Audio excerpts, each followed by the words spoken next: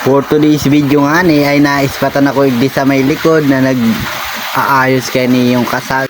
Digdi mi nga ni pala nilalaag si mga pinapataba ming kasag. Sakto man si paghiling ko ta may nakabutas, mayong tali kaya uya, tiging kagat ko si tali ta para may pantali ako. Kapag day mo nga niyan tinalian ay Diyos ko makaragatan yan. Ay inay sana all nagkakaragatan. Pag day mo nga niyan tinalian ay magkakapurutulan niya ng sipit. Parang nga ni kaya mga yaon na dyan ta nagrarambulan na bagasinda dyan. May mga tihaya na, may mga tanggal na ang sipit. Harog pala na ako kaya magtali kahit di ako professional na para kasag ay one hand lang yan sa kuya. Ay nagbutog pa nga ni. Yan palang kasag na yan ay hali sa butawanan ay alanganin pa kaming ilaog kaya binabahog-bahogan ko pa. Yawa man si Nonoy, aram na nagbo-voice over kita, batok man ski batok.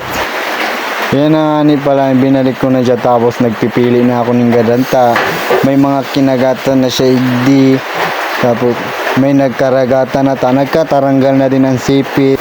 Pag ganyan nga ay kailangan mo siyang pilian para maiwasan yung pagbulok. Kasi pag nabulok siya, pwedeng malason yung mga kasama niya. At posibilidad din na mamatay pa yung iba. At ito nga ay pumunta na kami sa loob. Ay ibe, para ipakita sa inyo yung kalakal namin. Bale, 4 na aquarium to, pero meron pa dun sa labas. Ito yung filter. Meron pa yan dyan sa taas guys at nakapuno na yan.